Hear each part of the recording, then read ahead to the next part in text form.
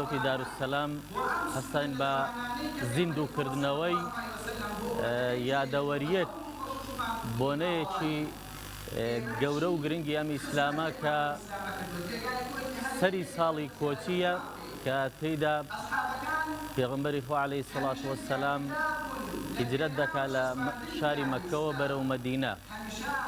ئەم بۆنەیە و زیندووکردنەوەی ئەم مناسەباتانە بەڕاستی بابەتانێکی زۆر زەرورن کە نەوەکانی ئەو سەردەمەی ئێمەی پێ ئاشنا بکرێت و ئاگان لە مێژووی پێغەمبەری خوا عەلەیهی سەڵات وەسەلام و ئەسحاب و هاوڵانی بەڕێز بێت. بۆیە ئێمە بە زەرورمانزانی ئەم یادە بە زیندوی ڕابگرین بۆ ئەوەی کەوە هەم خۆمان و ڕیفریشێک بێ بۆ خۆمان هەم بۆ نەوەکانمان و مناڵەکانمان بۆی بزانین کە ئەم ئاینە ئەم دینە پاکە چەندە بە زەحمەت و بە مەینەتی هاتووە.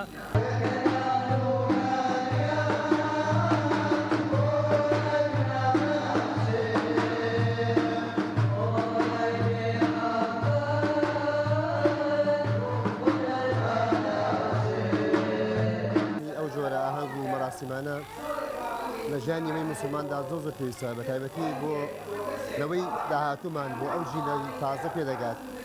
پێویستە بزانێەوە بە خۆشمانەوە کە ئاشنا بین بەوەی کە پێغەمبەری سەڵەڵڵاهو عەلەیهی وسەلەم لەگەڵ یار و یاوەرانی چ ئازار و ئەزیەتێکیان دیوە لەم ڕێگایە بۆ گەیاندنی ئەم پەیامی ئیسلامە بە ئێمە بزانین هەست بەوە بکەین کە ئەم ئیسلامە جوانە بە چ ناڕەحەتی و بە چ ئازار و مەینەتێک بەدەست ئێمە گەیشتووە. بۆیە پێویستە ئێمەش بە نەوەی دوای خۆمانی بگەێنین و ئاشتیان بکەین بەم ئیسلامە جوانە.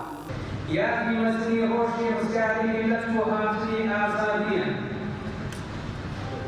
یادی شکۆی کۆچ و بەرزڕاگرتنی دوشمی عەدالەت خوازیە.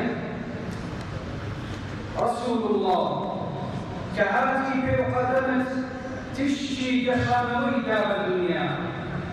بۆیە بەڕاستی بە پێویست بزانین ئەو جۆرە یاددانە بە بەردەوامی بکرێتەوە بۆ ئەوەی گەنجەکانمان ئاشنا بکەین بە یاد و بۆنەکان و لە سەرەوەی هەموو شتێکەوە کە پەیامێکی گەورەی کۆچ بریتیە لە برایەتی و خۆشەویستی نێوان موسڵمانان لەگەڵ کۆبوونەوەی موسڵمانان لە دەوری یەکدیر ئەو برایەتی خۆشەویستی تەبایە نوێ دەبێتەوە و دووبارە دەبێتەوە.